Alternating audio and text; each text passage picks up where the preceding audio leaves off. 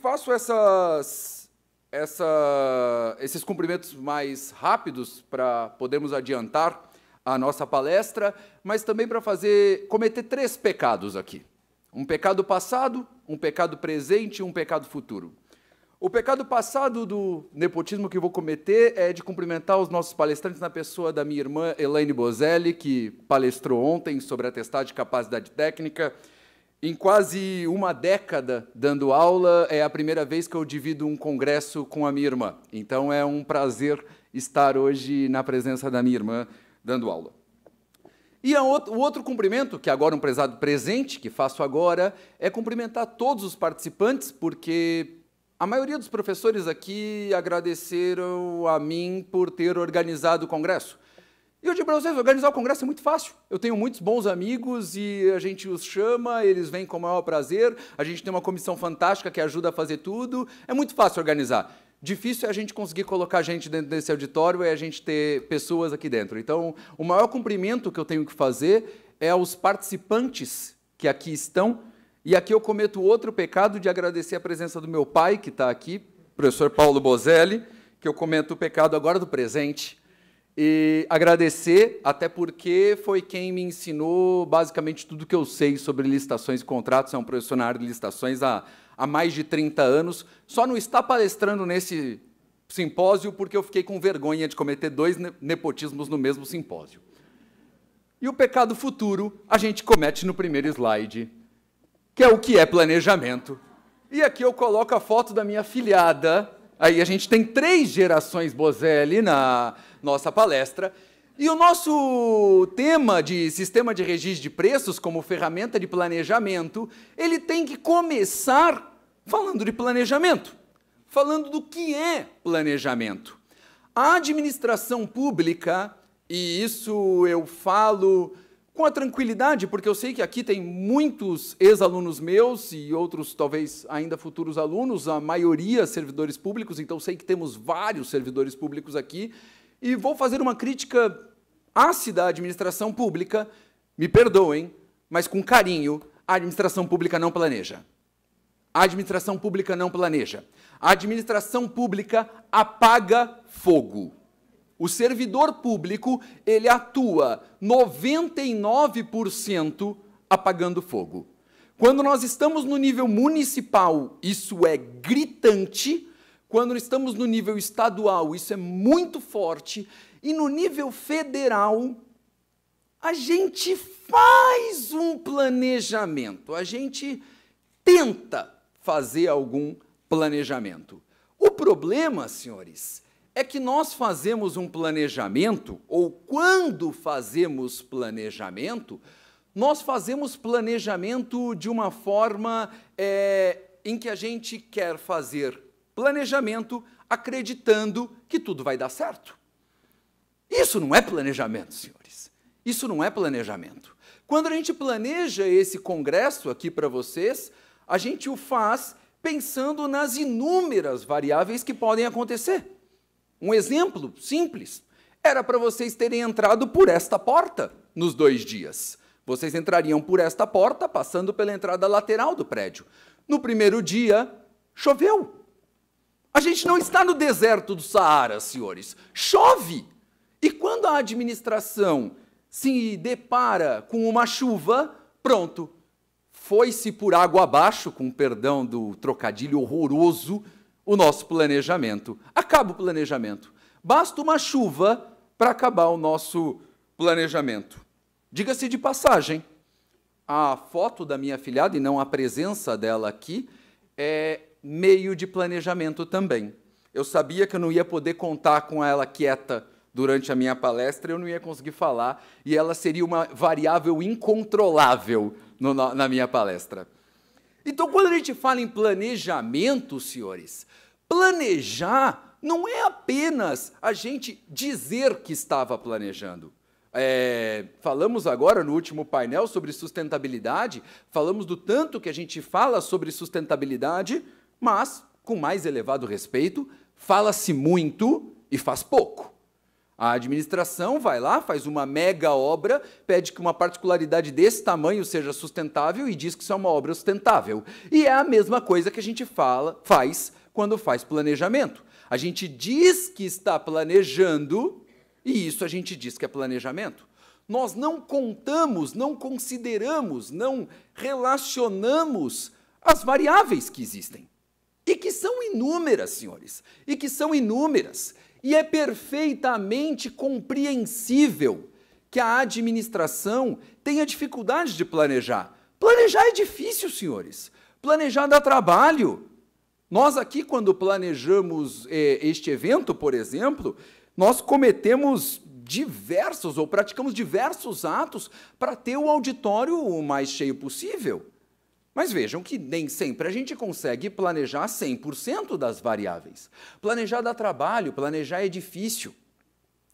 Mas o nosso legislador, senhores, ele nos deu uma ferramenta que ela é fabulosa como ferramenta de planejamento, que é o nosso sistema de registro de preços.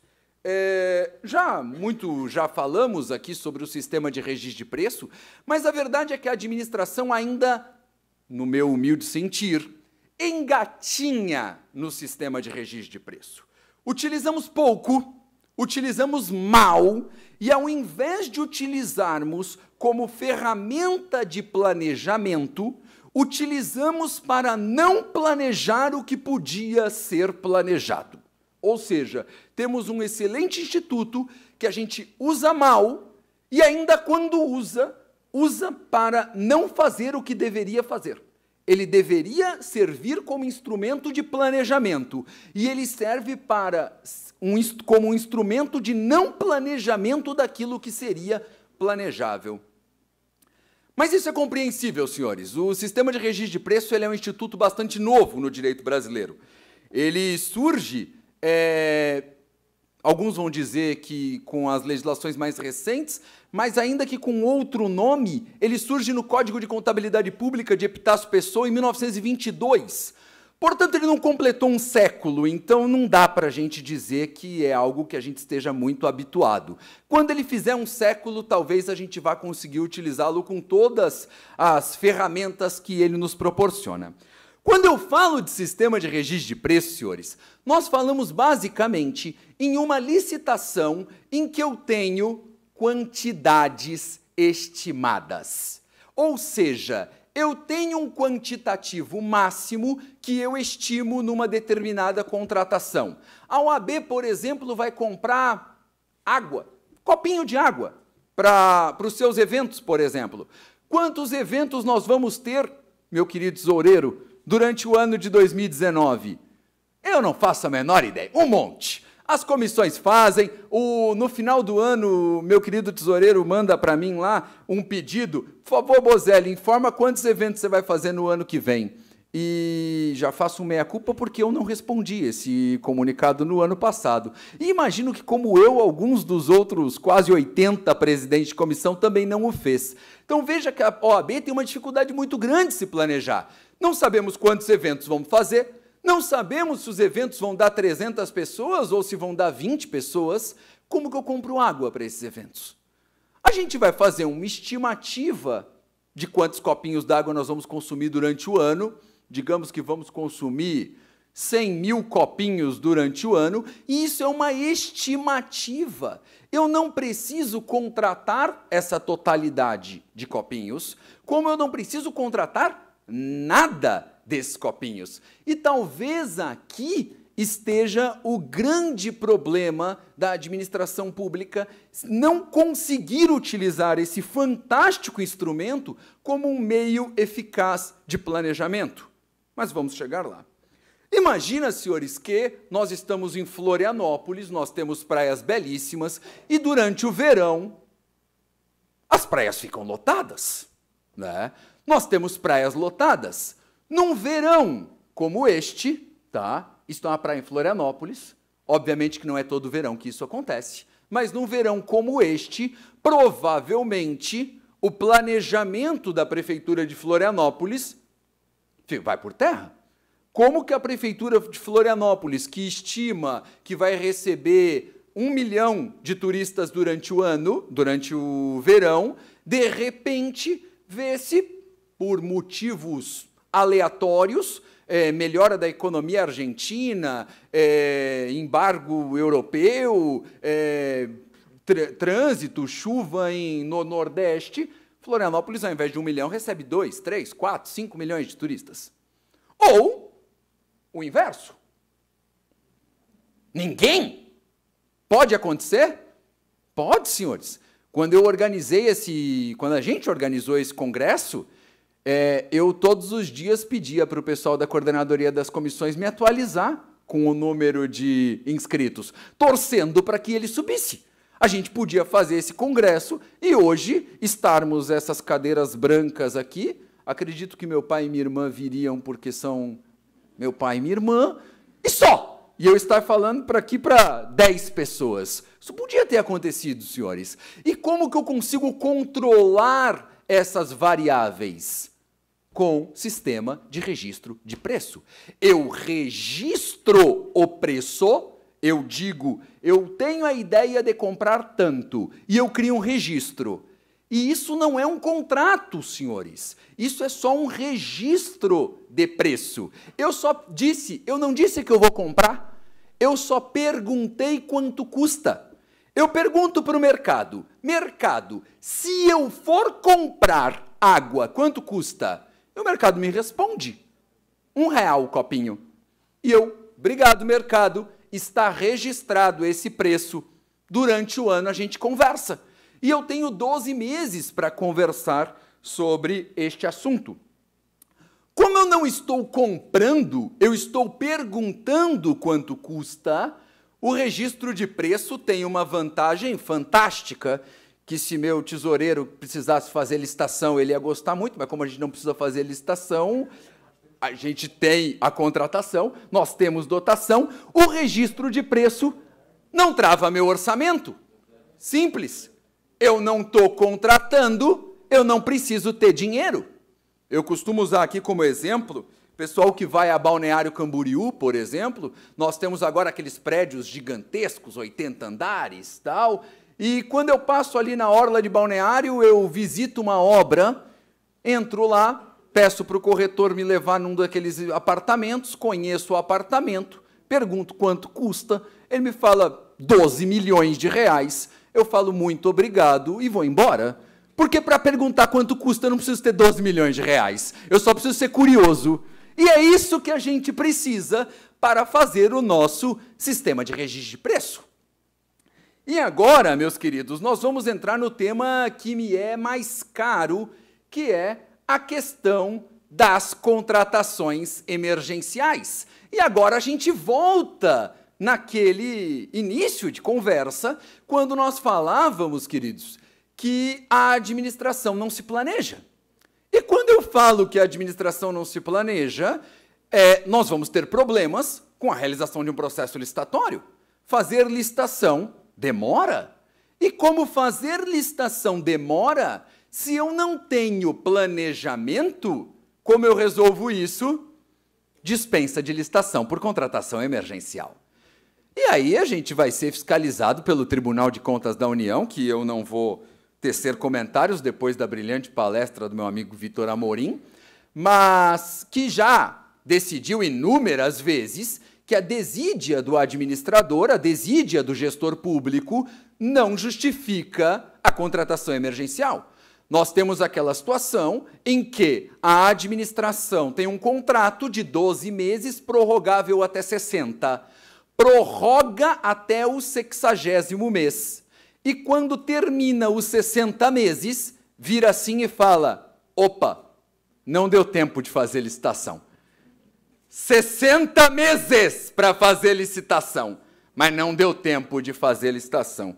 Sabe, doutor Rodrigo, que há muitos anos nós estamos estudando licitação, mas licitação tem um problema que nem o professor Juarez, com todo o seu vanguardismo, vai conseguir resolver, que é, se a gente não começa o processo licitatório, ele não termina. Essa é uma característica horrorosa da licitação. Se você não começar, ela não termina nunca. E aí o sujeito não deflagra o processo licitatório e vira com a maior cara de pau do mundo e escreve: não deu tempo de fazer licitação.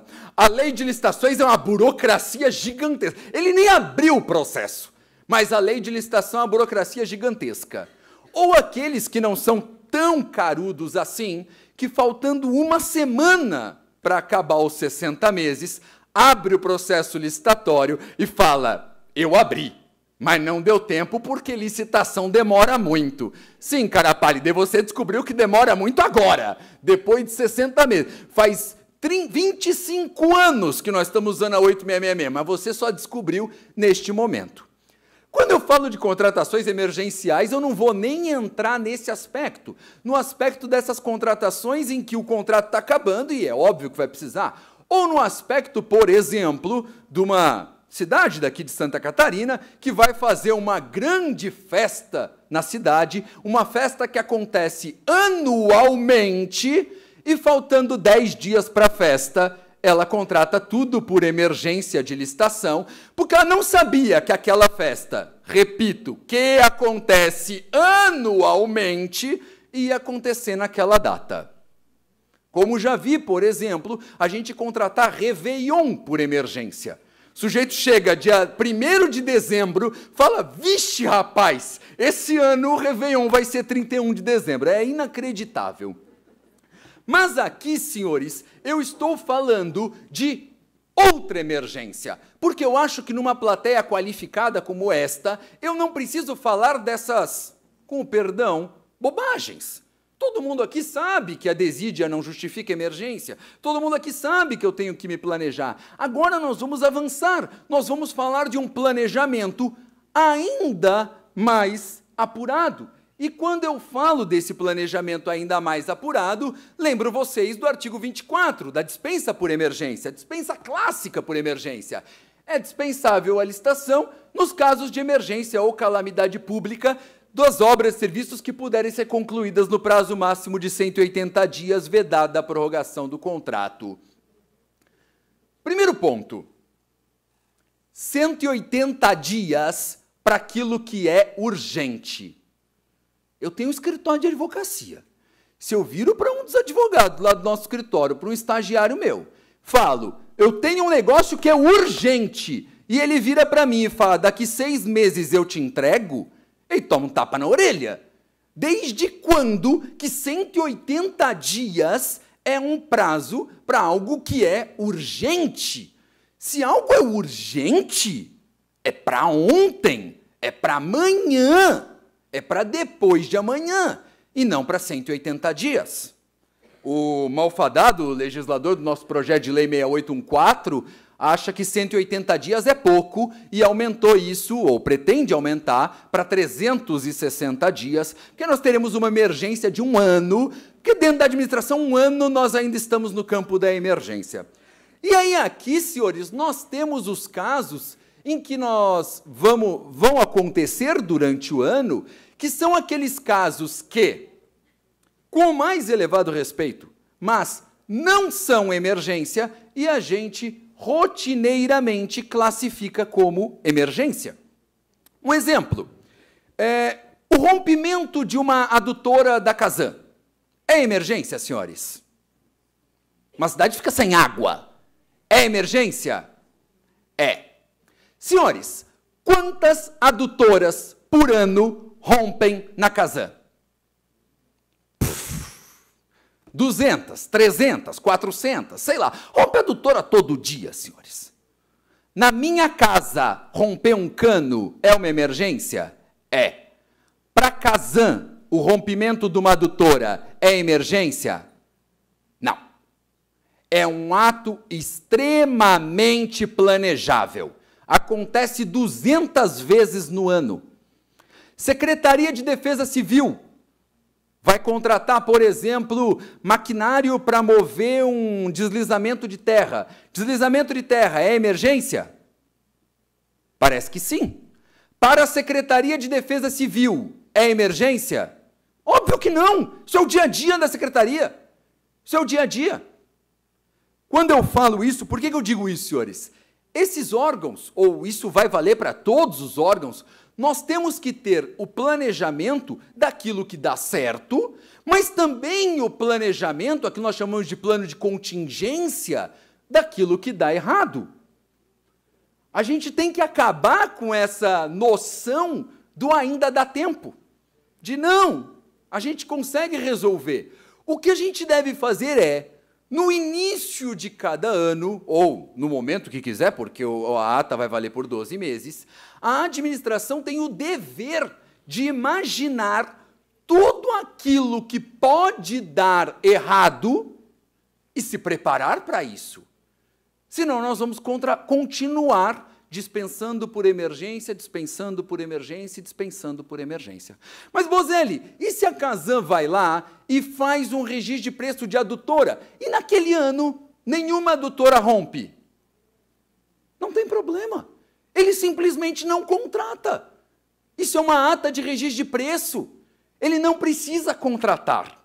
Na verdade, o que a administração precisa aprender é que planejamento implica considerar as variáveis. E aqui, senhores, como estamos em momento de Copa do Mundo, eu vou trazer nosso craque Garrincha e uma frase que ele disse muito famosa, né?